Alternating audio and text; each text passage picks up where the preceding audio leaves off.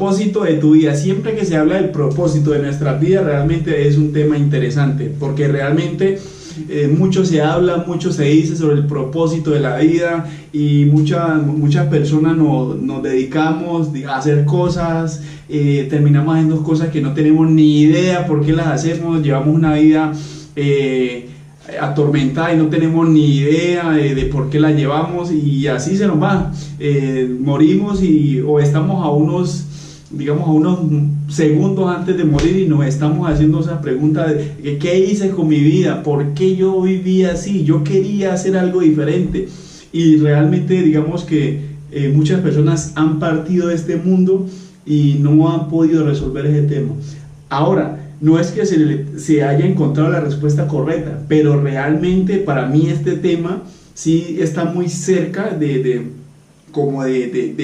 serlo. Porque ¿qué más importante hay que el propósito de tu vida? O sea, lo que fluye, lo que viene, ¿sí?, de tu interior, o el don que mi Dios nos dejó.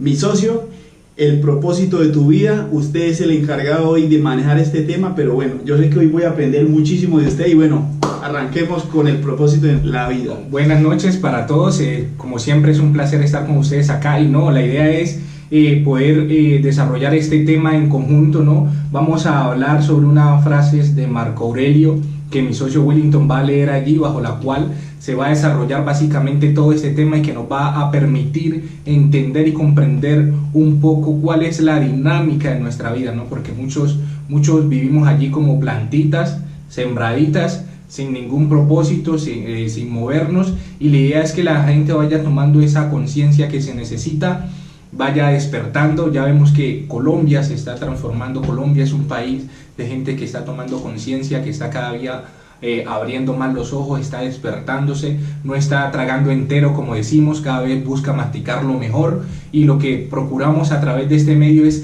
ayudar a que la gente se despierte y entienda de que tiene el control, ¿sí? Y no el control lo tiene a usted. Usted tiene el control sobre las cosas, y no las cosas el control sobre usted. Eso hay que entenderlo, y lo que hemos dejado es que las cosas tomen el control sobre nosotros. Entonces, socio, para continuar desarrollando este tema, por favor, arranquemos con esa frase de Marco Aurelio. Pero antes de leerte lo que está aquí, tocaste un tema que a mí me encanta, me fascina.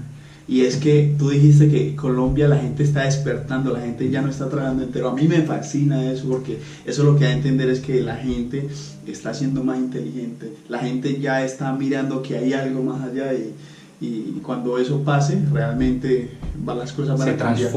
Se transforma la sociedad, y se le da una dimensión de país diferente. Total, mi socio. Sigamos. El propósito de tu vida no es imitar a la mayoría, sino vivir de acuerdo con la ley interior que rige tu ser. No actúes contra tu conciencia o contra la verdad. Vive así y cumplirás la tarea de tu vida. Entonces, bueno, para iniciar, Marco Aurelio dice que el propósito de nuestra vida no es imitar a los demás, ¿cierto? Vamos ya mirando a un tema importantísimo allí, y es que si nosotros analizamos el rumbo que ha tomado nuestra vida, o que le hemos dado, la orientación, ¿en qué se diferencia la gran mayoría? Sí, es la pregunta que debemos hacernos para ir encontrando ese propósito en nuestra vida. ¿En qué se diferencia mi vida a la de mi vecino, a la de mi amigo o a la de los demás? ¿Sí? ¿Qué la hace especial? ¿Sí? La respuesta a esa pregunta no la vamos a encontrar en ningún libro. ¿Sí? No la vamos a encontrar en ningún libro, ni nadie nos la va a decir, porque como sabemos, cada persona es, como dicen vulgarmente, es un universo. Cada persona estamos hecha diferente, cada persona tiene prioridades y problemas diferentes. Entonces, mis soluciones no son tus soluciones, ¿sí? Las cosas que a mí me afectan quizás no te afecten. Entonces no podemos esperar que alguien nos dé una respuesta a esa pregunta, ¿sí? ¿Qué hace diferente mi vida a los demás? ¿En qué me diferencio yo a mi hermano, a mi papá y a mi vecino? Esa pregunta la puedes responder solamente tú. Tú puedes hacer la diferencia, obviamente, ¿no? Y dice también, no actúes contra tu conciencia. ¿Y qué es lo que estamos haciendo? Muchas veces nosotros sabemos en nuestro interior, muy en nuestro corazón, nos dice, eso no es lo que tú deberías hacer. O cuando estamos todo existencial, que de pronto nos sentamos en el sofá y de repente nos ponemos a pensar y vemos que como que no vamos a ningún lado y empezamos a cuestionarnos de que, bueno, yo por qué no hago esto o cuál realmente es el sentido que le voy a dar a mi vida, ¿no? Como cuando uno está en esas etapas de, más que todo como cuando está algo cayendo hacia la depresión, empiezas tú a tener esos pensamientos como, bueno, ¿y yo qué he hecho? ¿Sí? ¿Qué es que yo estoy haciendo con mi vida? ¿Para dónde es que voy? Empiezas a indagarte y esos son los momentos de iluminación donde debes de aprovechar para realmente darle respuesta a eso, a qué es lo que te diferencia a los demás, ¿sí? Son como esos momentos donde comienzas a hacer introspección y a hablarte contigo mismo y comienzas a comunicarte y así mismo recibes esa información donde te están diciendo las cosas que tenés que hacer para tu propio beneficio, pero pues como nosotros vivimos en el agite del día a día, entonces digamos que nunca la escuchamos.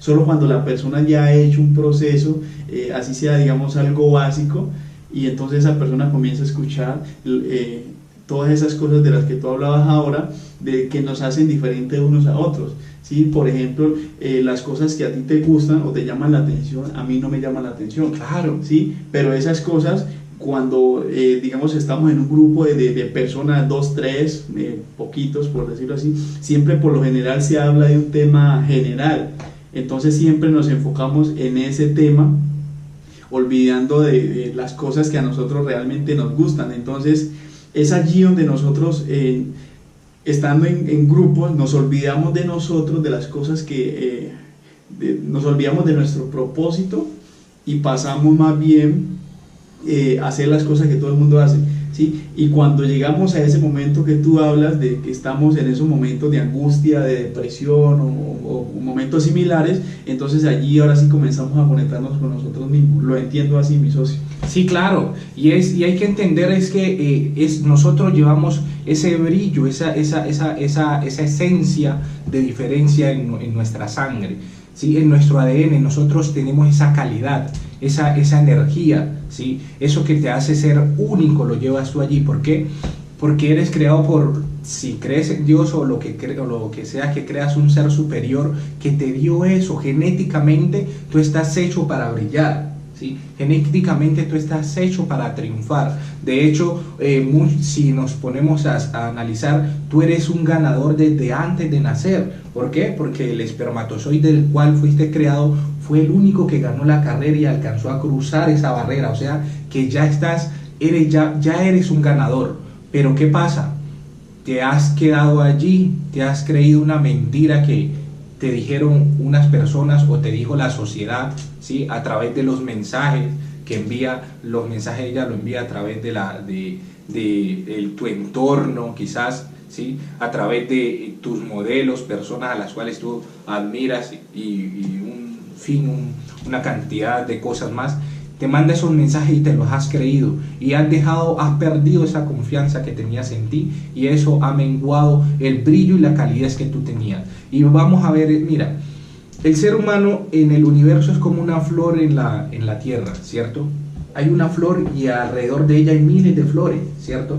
Uno ve y las flores las exportan flores, pero esas flores no saben cuál va a ser el fin que ellas van a tener. Quizás pueden ir a un hospital psiquiátrico, quizás pueden ir a un cementerio, a un restaurante, ¿sí? Ellas no tienen la capacidad de decidir hacia dónde van, ¿sí? Ni